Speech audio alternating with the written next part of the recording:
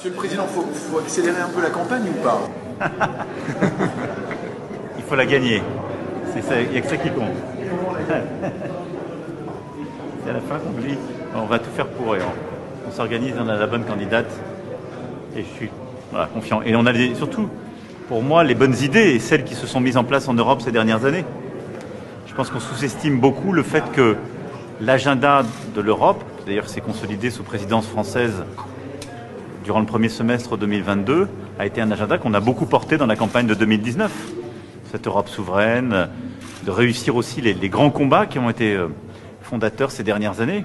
Si on n'avait pas mené le combat, vous savez, pour justement la relance face au Covid et la résistance, pendant ces 3 jours de sommet dont on se souvient tous, on n'aurait pas eu cette mobilisation européenne.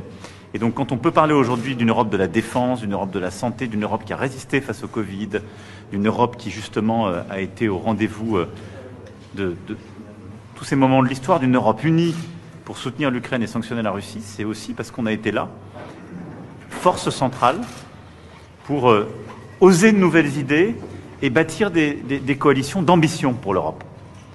Voilà. Donc c'est important de la défendre. Comment expliquer la perpétuation nationale?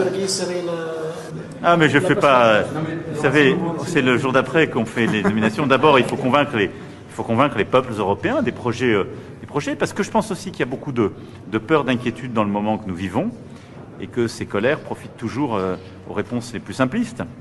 Mais je pense que ça a été bien montré d'ailleurs dans les débats qui commencent par les candidats, c'est que nous on est pour une Europe forte, une France forte dans une Europe plus forte et plus juste. Parce que dans ce monde en désordre, on a besoin de l'Europe pour nous protéger. Je l'ai souvent dit, la France ne pouvait pas vacciner son peuple seul. On ne produisait pas les bons vaccins. C'est parce qu'on a eu l'Europe qu'on a su les produire, les acheter et les donner.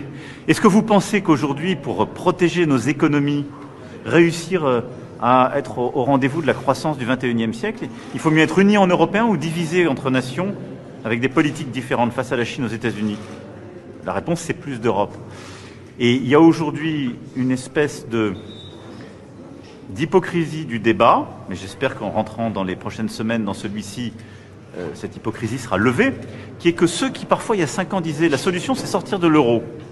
Ceux qui ne votent même pas la politique agricole commune, mais ensuite à la maison disent aux agriculteurs « je vous défends ».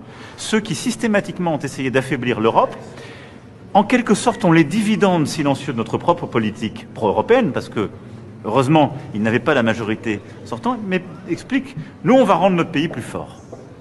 Si leur politique avait été suivie depuis 5 ans, on ne serait pas là pour parler de la même façon de notre Europe.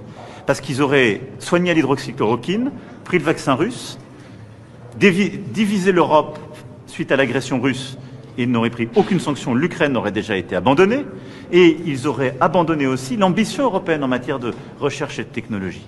Donc, ce sont autant d'exemples qui montrent une forme d'incohérence du débat contemporain.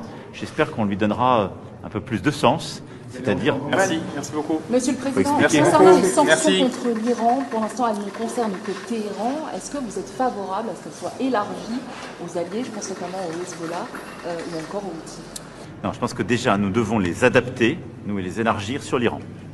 Et pouvoir, au-delà de ce qui est aujourd'hui prévu, je le défendrai ce soir, lors de ce conseil. C'est ce que j'ai plaidé en G7 dimanche après-midi.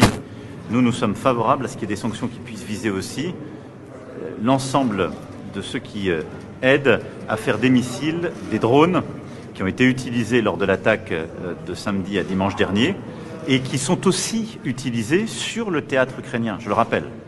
Et donc notre devoir, c'est d'élargir ces sanctions, mais qu'elles soient focalisées sur le régime de Téhéran. Expectez-vous Mark Rutte est le nouvel secrétaire général de l'OTAN? Qu'est-ce que vous pensez? On parlera de chaque campagne en temps voulu.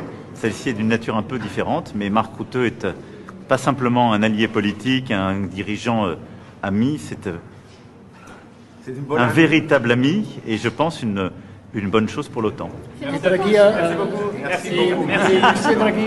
Merci beaucoup. À la présidence de la Commission européenne. Qu'est-ce que vous pensez? Merci. Je ne vais pas faire de politique. Elles sont comme ça. Oui, formidable. Immense ami et j'attends avec enthousiasme son rapport et c'est quelqu'un qui a beaucoup œuvré pour votre pays et qui a été un grand président du Conseil. Merci beaucoup.